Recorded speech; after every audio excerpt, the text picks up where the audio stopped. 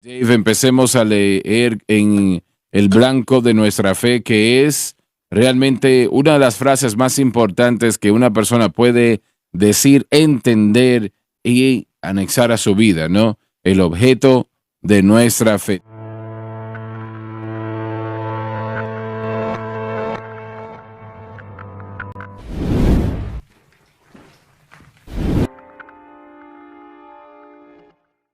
Dave, empecemos a leer en el blanco de nuestra fe, que es realmente una de las frases más importantes que una persona puede decir, entender y anexar a su vida, ¿no? El objeto de nuestra fe. Tengo que admitir que hasta hace solo 20 años atrás no había escuchado esto en mi vida, el objeto de nuestra fe.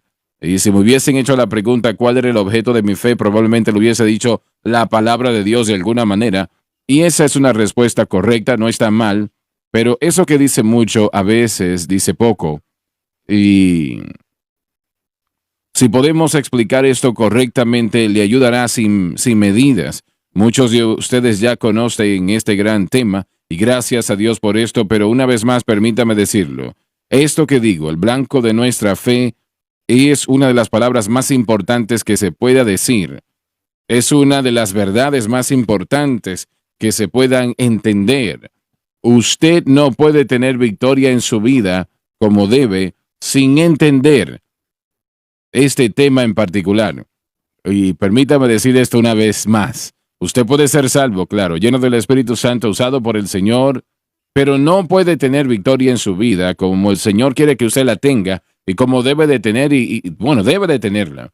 No la puede tener a menos de que entienda lo que quiere decir esto, lo que es. Así que vamos a verlo detenidamente. El objeto de nuestra fe. Y noten esto que empezamos diciéndole lo que debe de ser.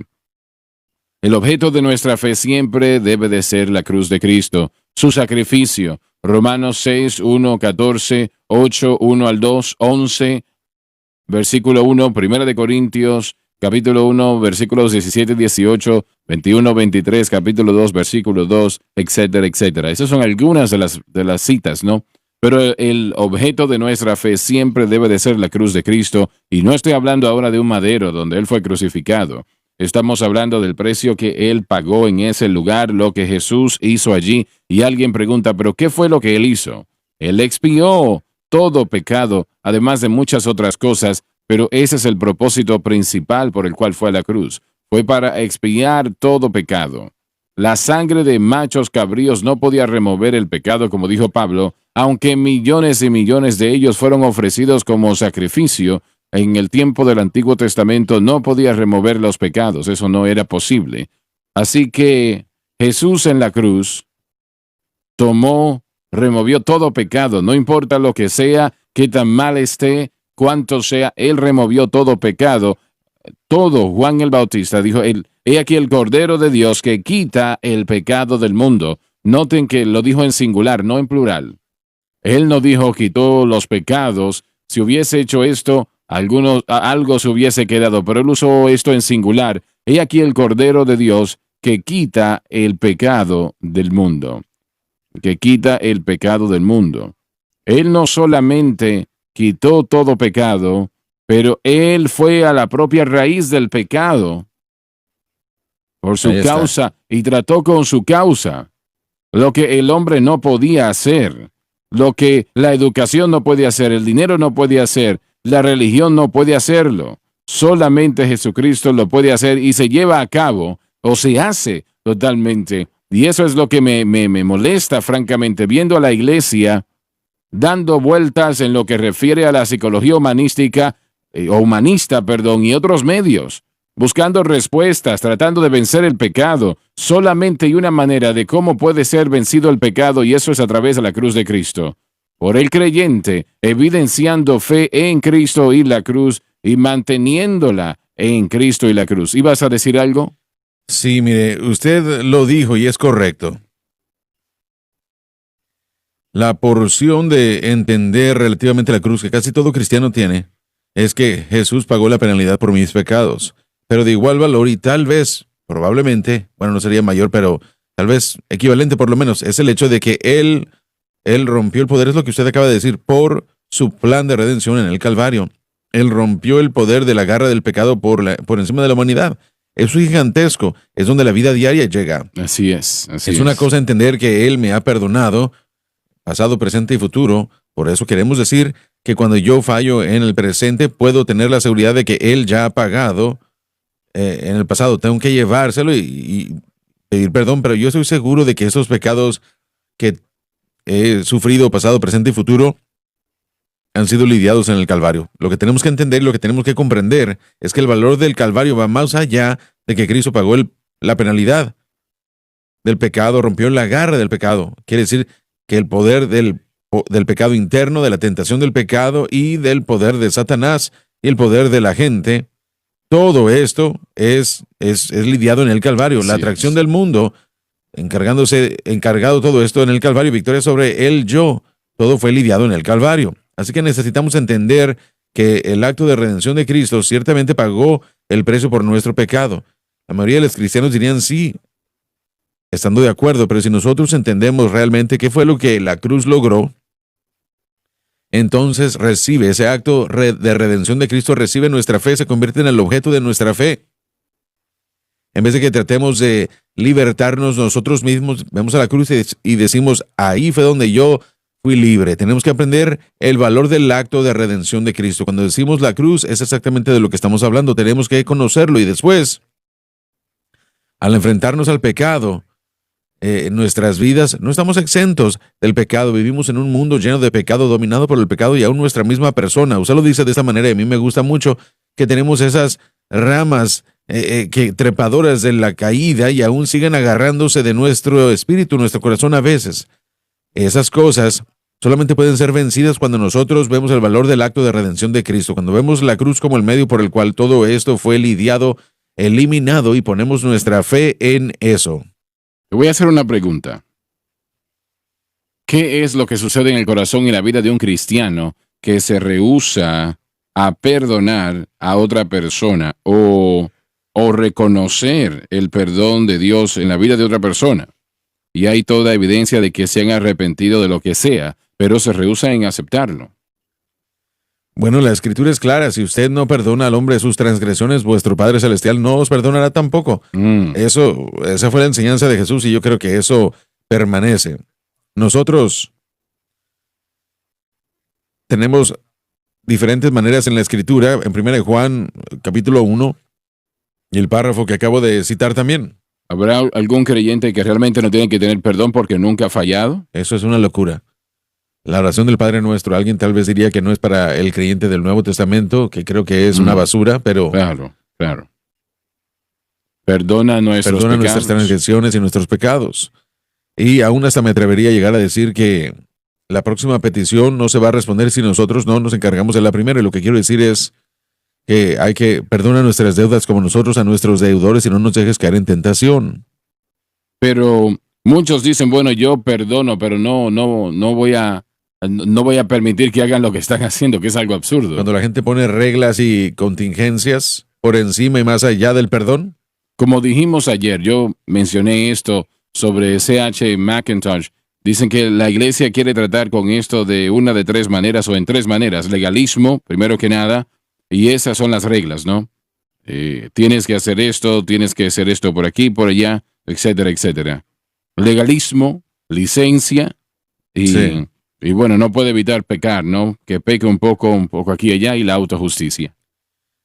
Correcto, sí. Entonces tiene esos tres problemas que se manifiestan y el legalismo es bastante fuerte. Tiene que hacer esto, aquello y aquello. Y si no lo hace, entonces no lo vamos a reconocer. No importa lo que haga con el Señor. No tiene nada que ver con eso. Correcto, pero el legalismo y la autojusticia son gemelas que están unidas, por decirlo así. Si usted está imponiendo legalismo, ahora regresémonos un poco.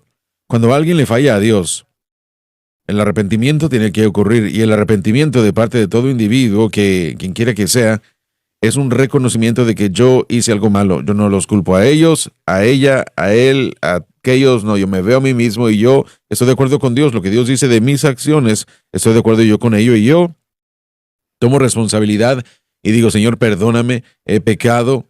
Yo se lo llevo al Padre. Si es que ha involucrado a otra gente, las escrituras nos animan y aún hasta nos mandan a arreglarnos con Él.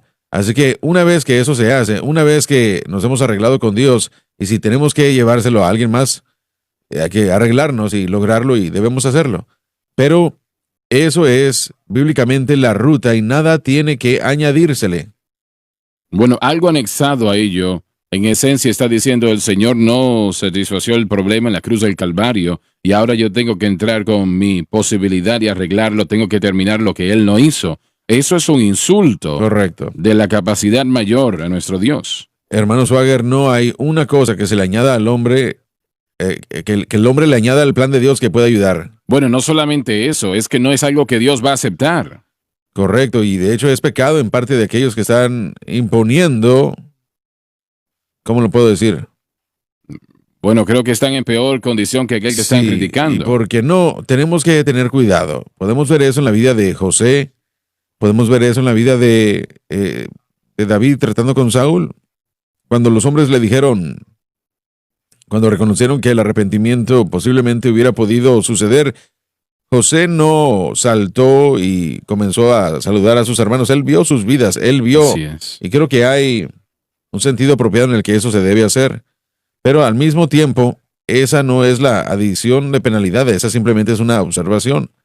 Cuando David encontró a Saúl en una cueva y lo hubiera podido matar y después lo confrontó, él vio, o más bien Saúl le dijo, sí, tú tienes el reino, yo me voy, y Saúl regresó a Jerusalén. Pero David no lo siguió. David no fue con él. No. Porque él estaba al tanto de que Saúl había cambiado una y otra vez de opinión, así que eso no significa que no aceptó el perdón momentáneo de Saúl, pero así como José, él probó a sus hermanos y probaron su arrepentimiento.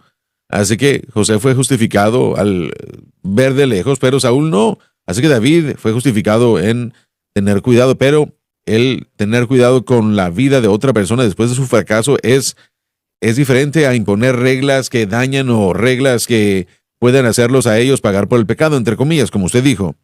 Eso es indicativo de decir que Cristo no pagó o sufrió suficiente por el pecado y eso es blasfemia en contra de lo que Cristo ha hecho. No debemos hacer eso. Así que no traemos adiciones a la gente y tratamos de hacerlos pagar. Eso no es una señal de ser fuertes contra el pecado o alguna otra cosa y querer la aprobación de otros al hacerlo. Es ofensivo a Dios. El verdadero creyente nacido de nuevo y todos, bueno, tal vez ustedes no, pero todos sabemos lo que se siente cuando fallamos. Porque es un quebranto. ¿Qué es lo que estaba pensando? No necesitamos que otra gente venga y nos diga cuán mal estamos. Si es que reconocemos ese error ante Dios y nada que la gente pueda ponernos encima de nosotros mismos después de fallar va a traer justicia.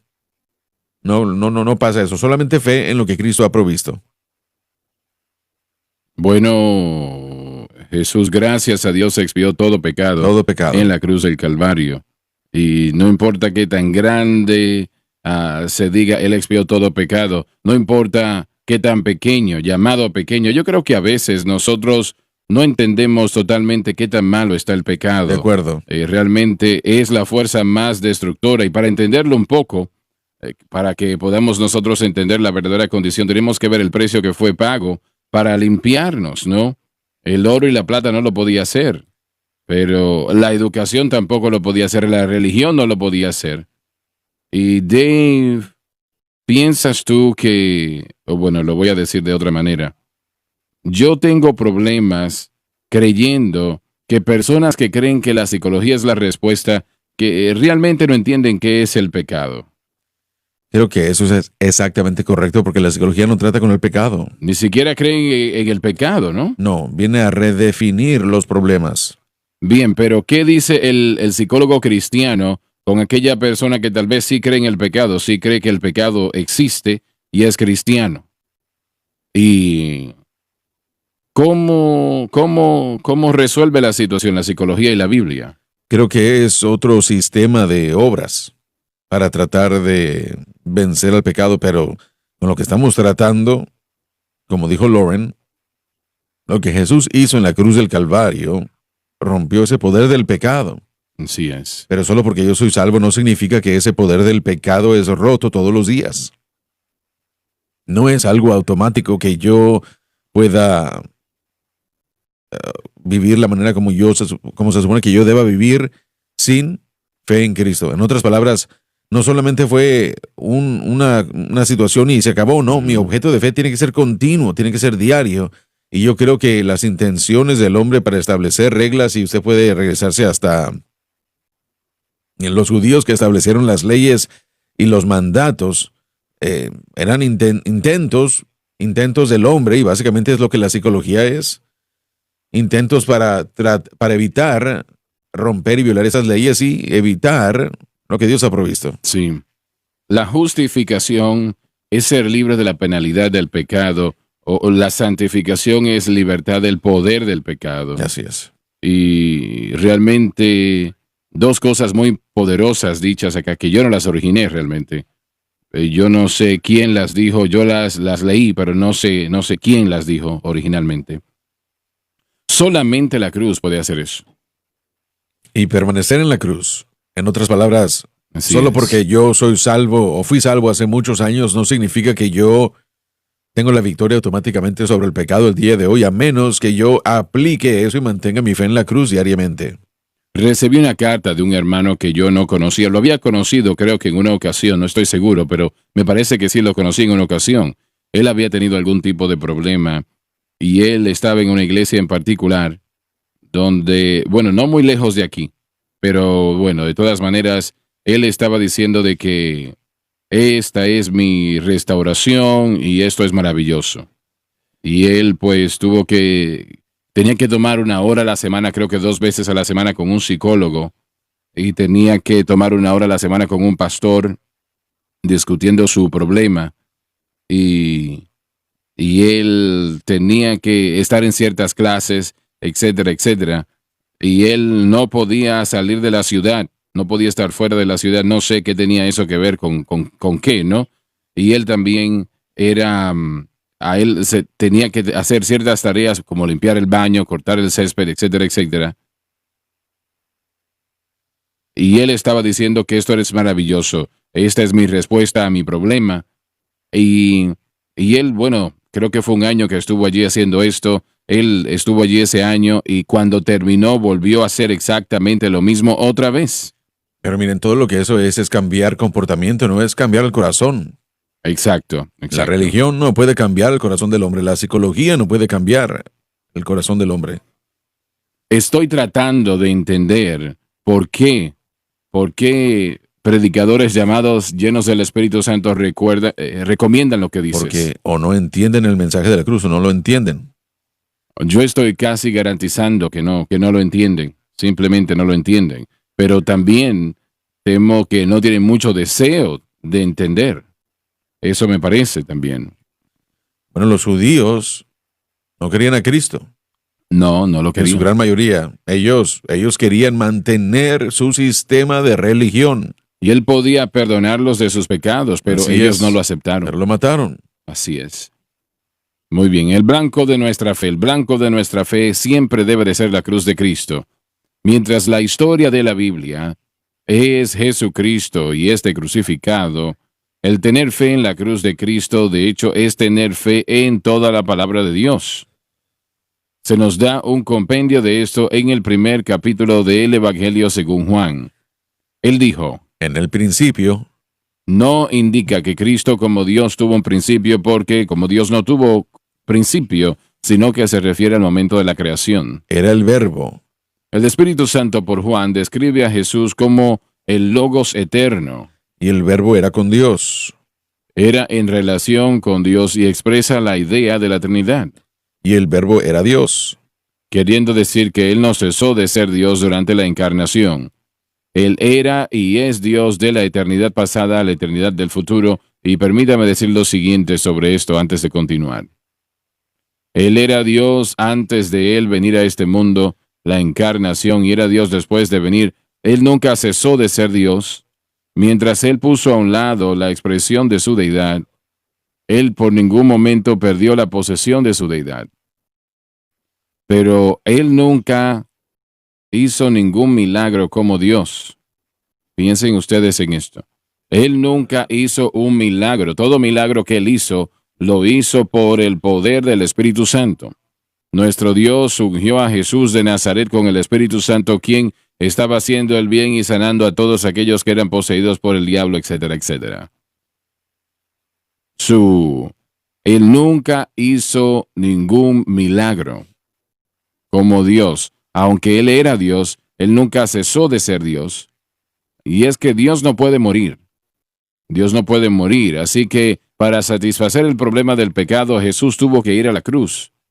Esto fue ordenado por Dios, ordenado por sí mismo, ordenado por el Espíritu Santo. Él tuvo que ir a la cruz.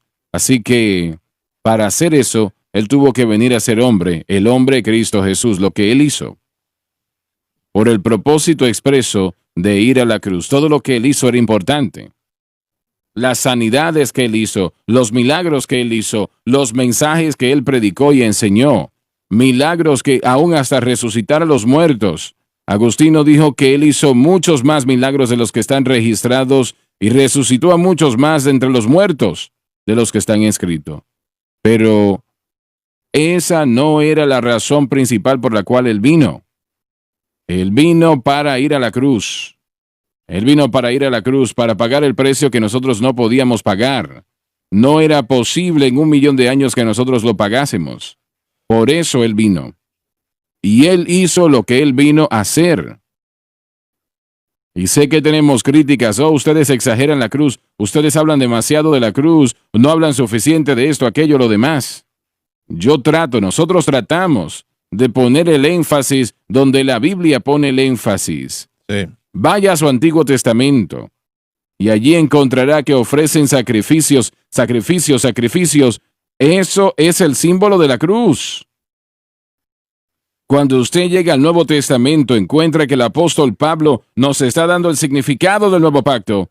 Dijo: Cristo no me envió a bautizar, sino a predicar el Evangelio, no con sabiduría de palabras, para que la cruz de Cristo no sea hecha vana.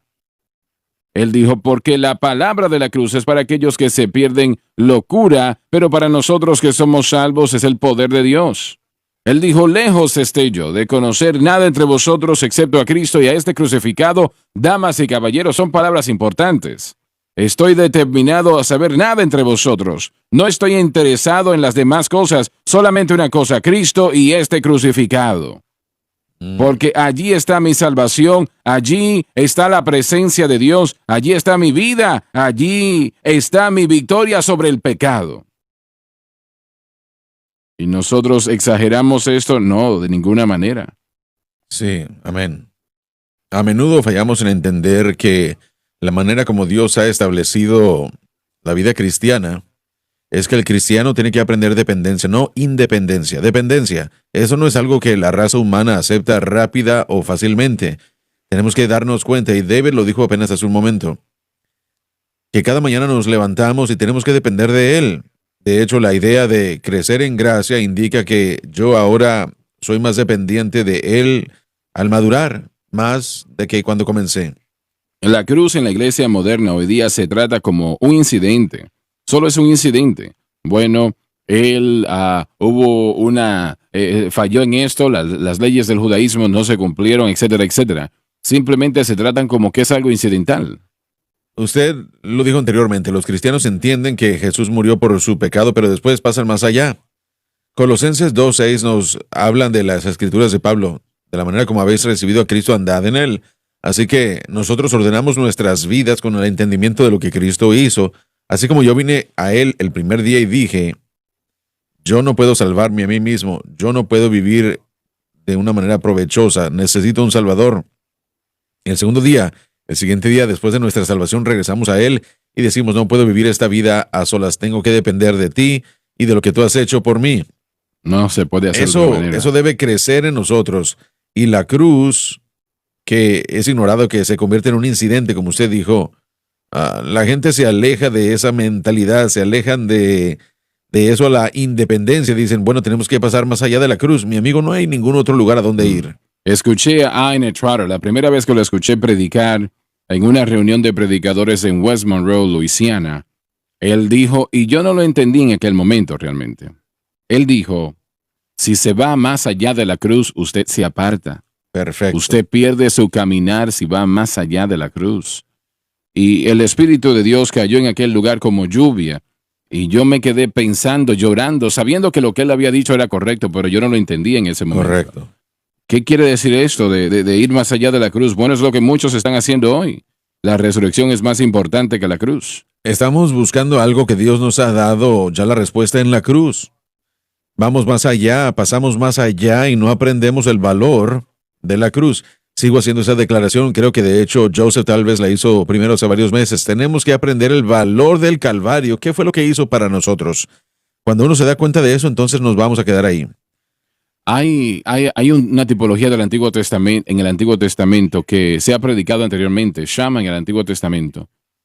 Tituló el mensaje que he abandonado este lugar por última vez. Ese era el título del mensaje, pero hay algo muy inspirador allí.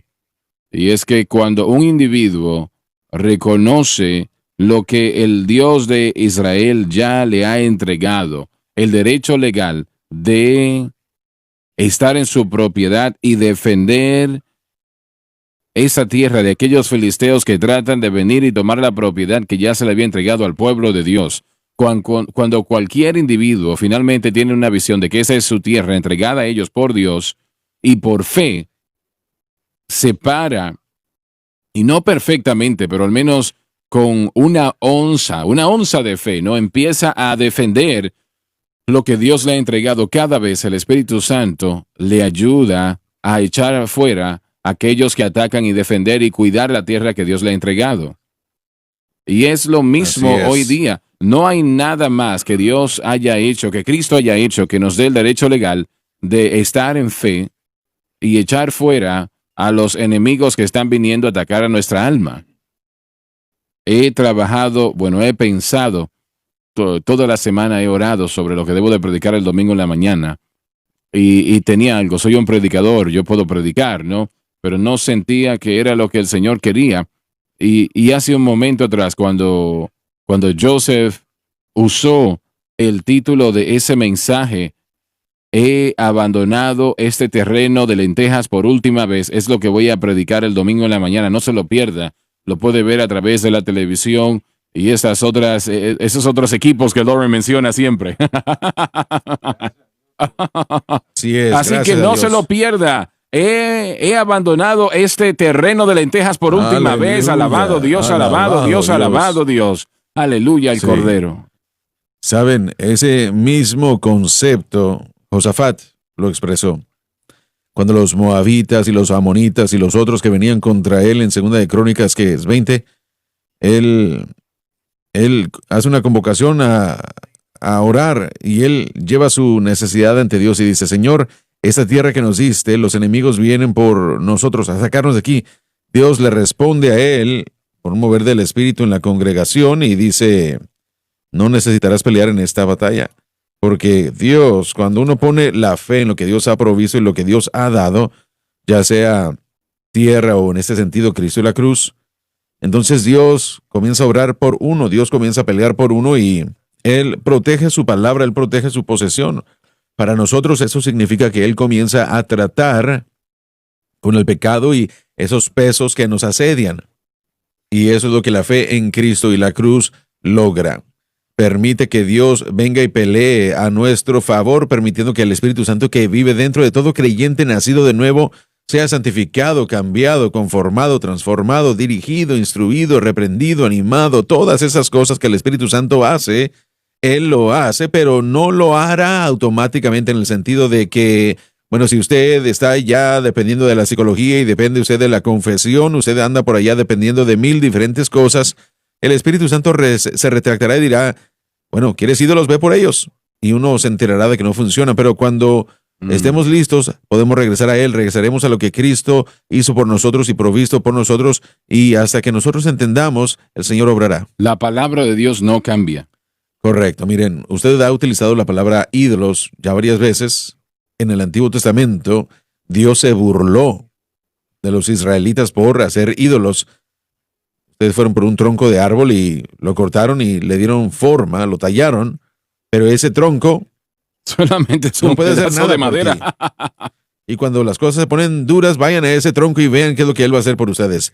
Uno tiene que cargarlo, no se puede mover a solas y solo continúa así la situación. Y nosotros repetidamente buscamos ídolos para tratar de ayudarnos a suplir las necesidades de nuestra vida. Y no funcionan, jamás funcionarán. Así es, así es. Muy bien, vamos en él. Este era en el principio con Dios. Esta misma persona estaba en la eternidad con Dios. Solo hay un Dios, pero manifiesto en tres personas. Dios el Padre, Dios el Hijo y Dios el Espíritu Santo. Quiero hacerles una pregunta a todos. ¿Cómo una persona puede fallar en ver la Trinidad si lee la Biblia? Bueno, unos cuantos sí lo han hecho. Sí, lo sé. Mire, para mí parece como que es algo muy aparente. Algo del Antiguo Testamento, esa declaración del Antiguo Testamento de Elohim como uniplural, Hagamos al hombre a nuestra imagen y semejanza. al punto en el que uno ve a Cristo, el bautismo, el Espíritu Santo que desciende como paloma y la voz del Padre que dice, este es mi Hijo amado en quien yo me complazco. El concepto de la Trinidad es imposible entender con la mente humana. De hecho, no podemos y eso es parte del problema. Pero es algo evidente en mi mente al estudiar la Escritura de una manera clara porque las personas que vemos exhibidas en Proverbios que se hace la pregunta, Cuando dices que no lo puede entender, ¿te refieres a los atributos que no se pueden entender? tratar de describir la Trinidad con entendimiento, utilizaré la palabra de Pablo, misterio. Es un misterio como puede ser, pero el hecho de que se declara claramente en la Escritura. Hay una alabanza que el grupo de la Unicidad escribió y creo que tenemos que cambiar las letras y versos porque realmente nosotros no creemos esa doctrina, pero al nivel de la Trinidad hay muchas personas que siguen esa enseñanza de la unicidad y tienen un problema con este pensamiento de que si Jesucristo es el Señor de señores, ¿cómo puede ser el número 2? Nadie dijo que lo era. Nadie. Entonces, pero en su mente, para ellos limitar a Jesús al Padre y tratar de llamarle Dios, están diciendo, bueno, estamos diciendo nosotros que Él es número 2. Él no puede ser número 2 y ser Dios a la vez. A eso se refería a Lauren Sí, sobre amén. el misterio de la Trinidad. Él es número 1. Sí, y ese es el concepto que es tan difícil entender, pero al mismo tiempo, si se exhiben las Escrituras, hay cosas, hermano Schwager, y tenemos que ir a la pausa, pero hay cosas que nosotros tenemos que recibir que están delineadas en la Escritura solamente por fe.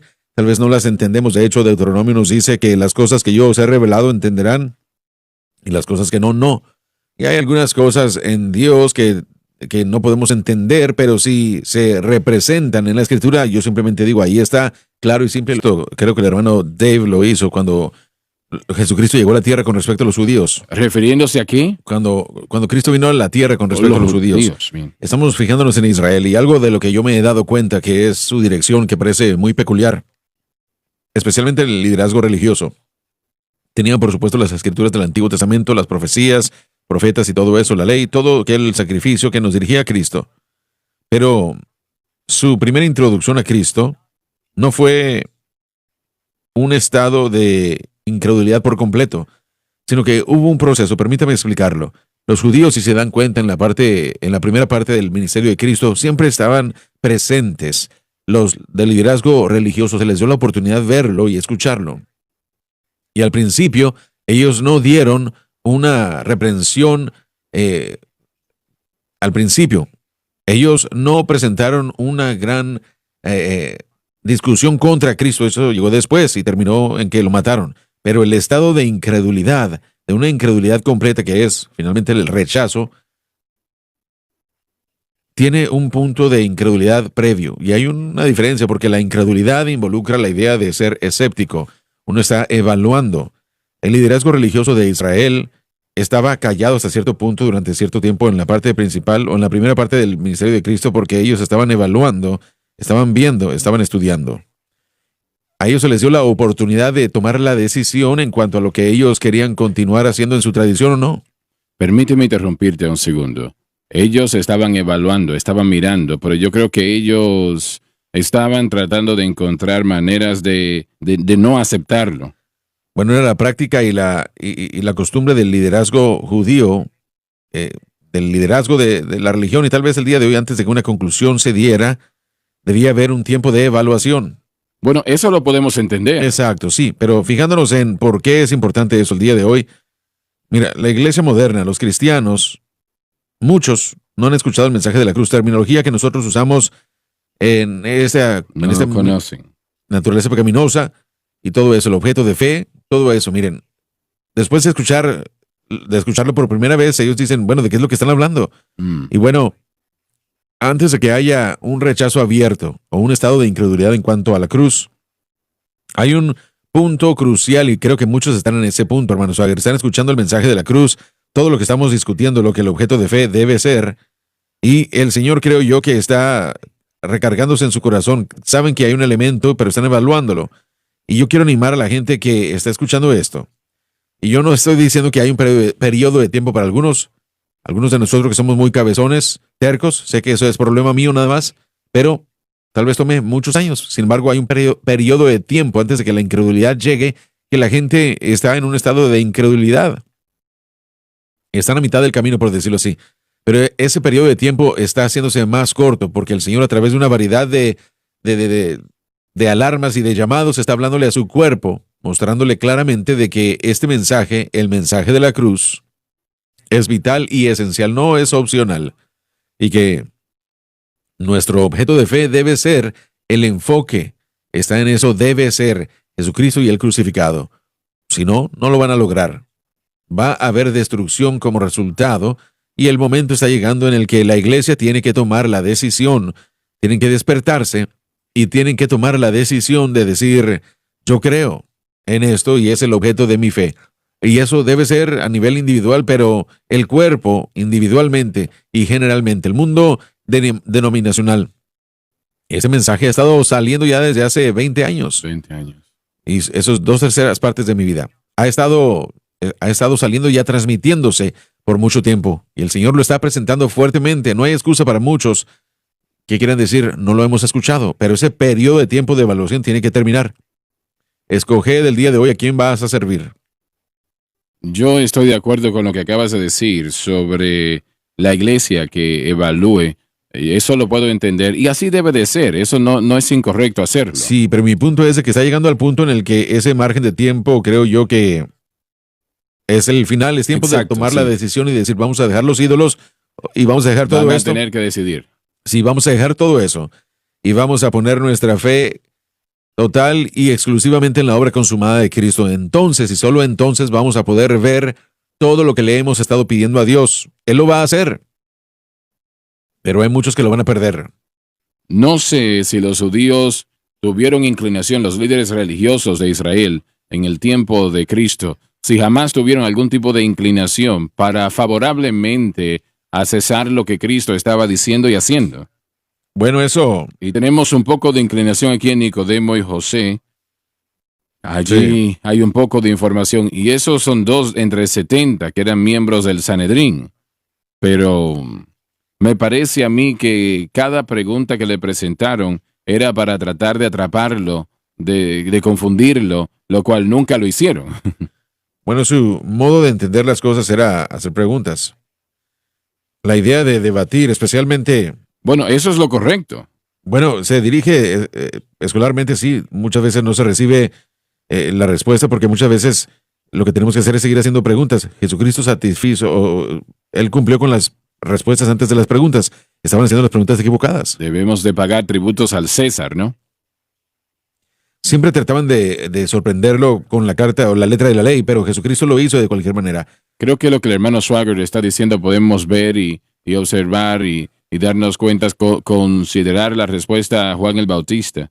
Hicieron preguntas, pero realmente no eran con el propósito de entender. Realmente era oposición, porque todo, y estoy de acuerdo con lo que se estaba tratando de decir, encontrar algo de qué excusarse.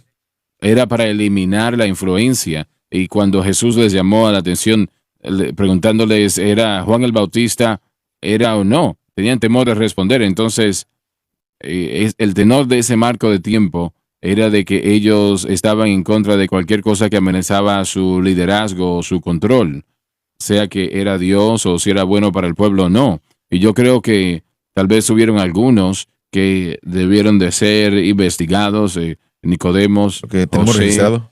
de Arimatea. Realmente yo creo que lo que el hermano Soccer está diciendo es que la mayoría, me parece, siempre estaba en contra porque amenazaba su posición, amenazaba su lugar en la sociedad y no querían que nada amenazase eso y lo bueno que tenían.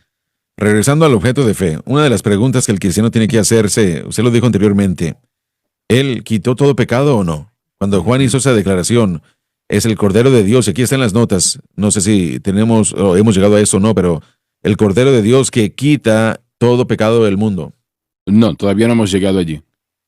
Si Él quitó no solamente la penalidad del pecado, y si Él quitó la raíz y la causa del pecado, entonces lo que esto nos dice como Sama de antaño, es que no tenemos que dejar esta parcela o terreno de lentejas, el pecado no tiene que añadirse a nuestra vida.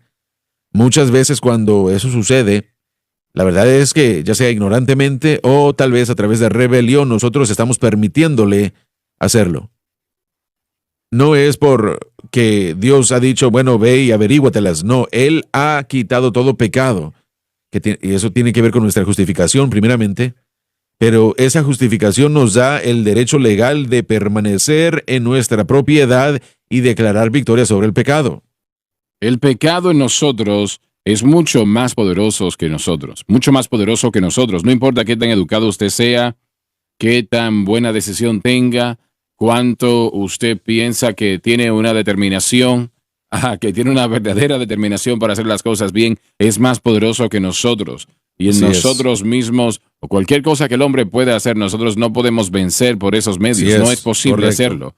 Puede ser vencido, debe de ser vencido, tiene que ser vencido y puede serlo en Cristo y lo Así que es. Cristo hizo en la cruz. Y ese entendimiento involucra una vez más la base de Romanos 6. Así es.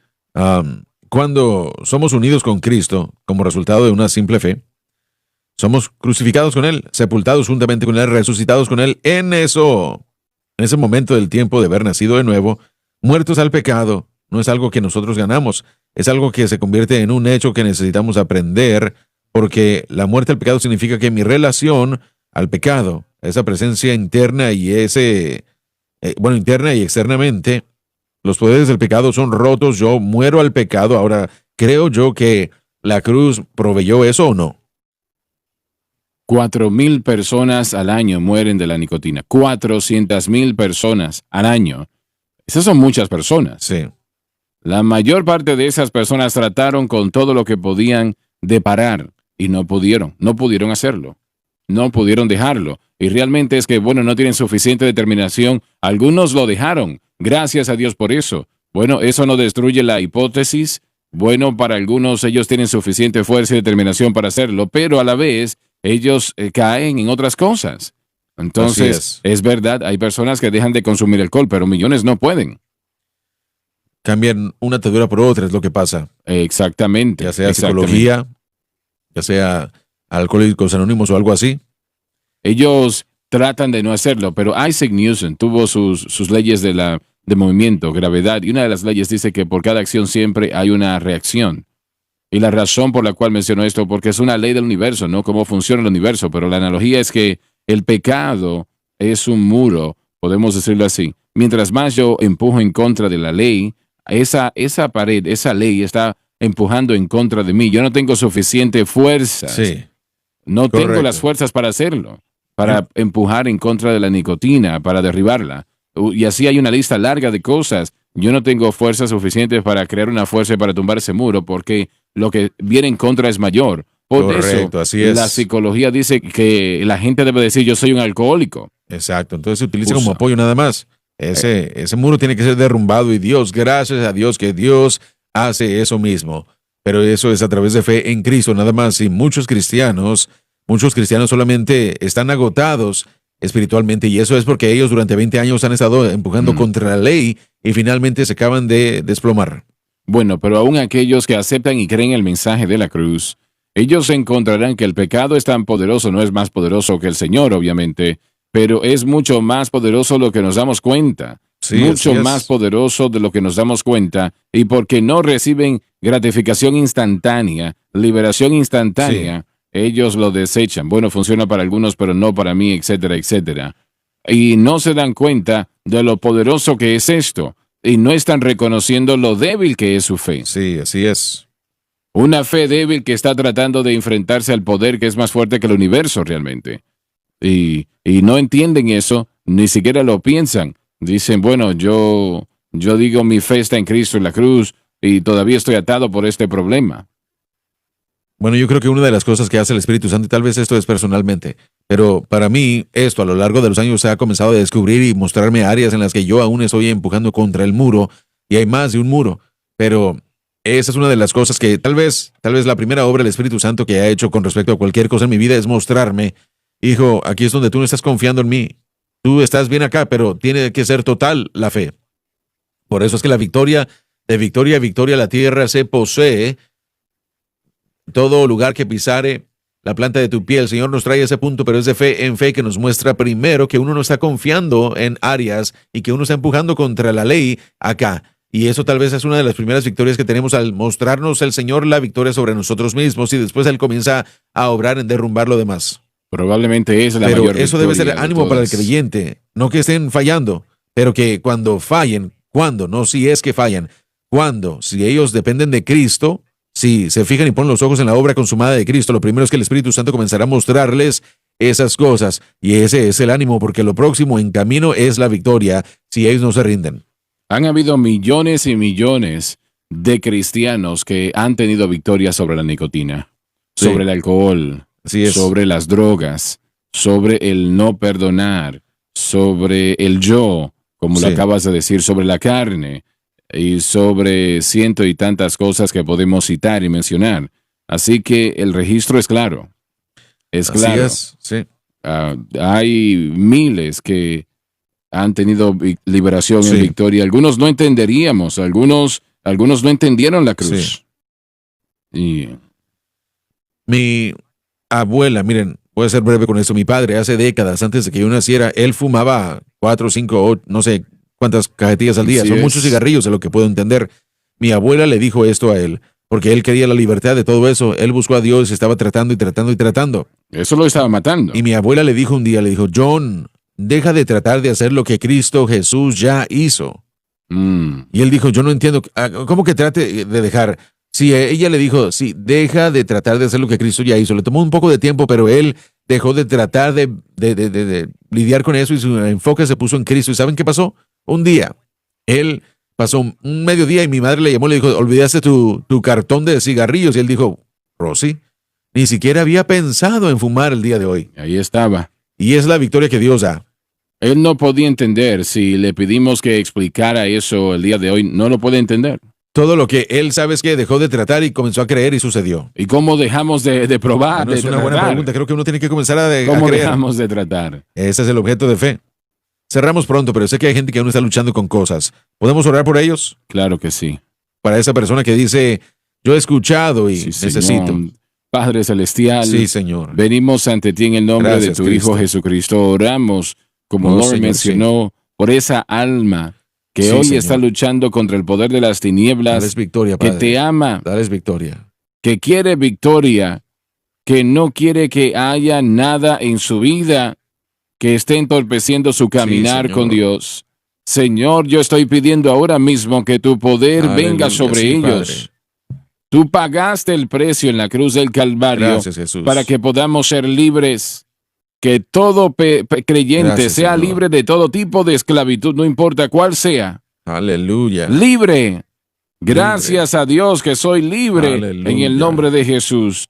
Ayúdalos a hacer como Jan lo acaba de explicar sobre su papá. Sí, Señor. Señor, que dejen Amén. Así es. de tratar y que Aleluya. empiecen a creer, aleluya. Yo soy Señor. libre en el poderoso y santo nombre de Jesucristo. Y Señor, dale a esa persona aliento y fortaleza. Y lo pedimos todo en el nombre de Sí, nuestro Señor. Señor. Amén y Amén. amén. Les amamos.